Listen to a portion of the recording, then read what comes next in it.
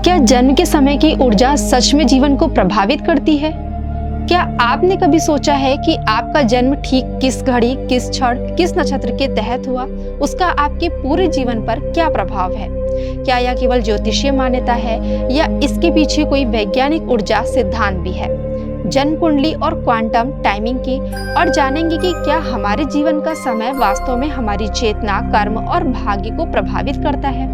भारतीय ज्योतिष के अनुसार जिस क्षण कोई जीव इस धरती पर जन्म लेता है, उस समय ग्रहों की स्थिति, नक्षत्र, लग्न और दशाएं उसकी कुंडली में अंकित होती हैं। इस कुंडली को केवल भाग्य का नक्शा नहीं, बल्कि एक ब्रह्मांडीय ऊर्जा की चिट्ठा माना गया है।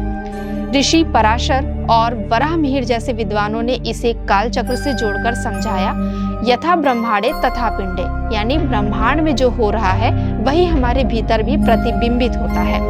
अब विज्ञान की ओर चलते हैं। क्वांटम फिजिक्स बताती है कि समय और ऊर्जा कभी स्थिर नहीं रहते। एक इलेक्ट्रॉन भी जब एक बिंदु पर होता है, वह वहां सिर्फ होता नहीं, वह वहां संभावना के रूप में मौजूद होता है।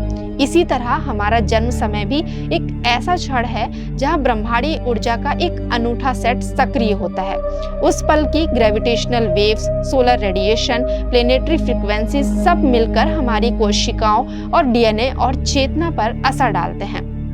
शास्त्र कहते हैं जन्म का समय कर्म का उद्घाटन है। विज्ञान कहता है जन्म का समय एक एनर्जी इम्प्रिंट छोड़ता है।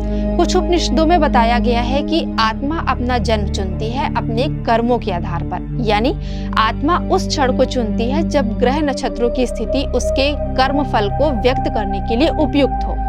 क्वांटम टाइमिंग भी कहती है कुछ घटनाएं पूर्व निर्धारित नहीं होती, बल्कि उपयुक्त ऊर्जा परिस्थिति में ही घटती हैं। क्या इसका मतलब यह हो सकता है कि जन्म कुंडली एक स्पेस टाइम पोर्टल का मानचित्र है, जो आत्मा की पृथ्वी पर अवतरित होने का ब्लूप्रिंट है?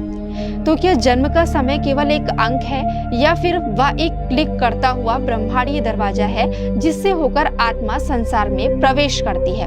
शायद विज्ञान और शास्त्र दोनों मिलकर हमें यह समझा रहे हैं कि जन्म की घड़ी ही जीवन का मूल संगीत है और कुंडली उसका स्वर ताल। अगर आपकी कुंडली एक ब्रह्मांडीय नक्शा है, तो क्या आपने कभी उसे पढ़ने की कोशिश की? शायद उसमें आपकी आत्मा की यात्रा का रहस्य छुपा हो। तो दोस्तों, आज का एपिसोड आपको कैसा लगा? अगर पसंद आया हो तो हमें कमेंट करके कमेंट सेक्शन में जरूर बताइएगा। मिलते हैं अपने नेक्स्ट एपिसोड में ऐसे ही कुछ रोचक व आध्यात्मिक विषय के साथ। तब तक के लिए मैं आप सभी से आज्ञा चाहती हूँ। धन्यवाद।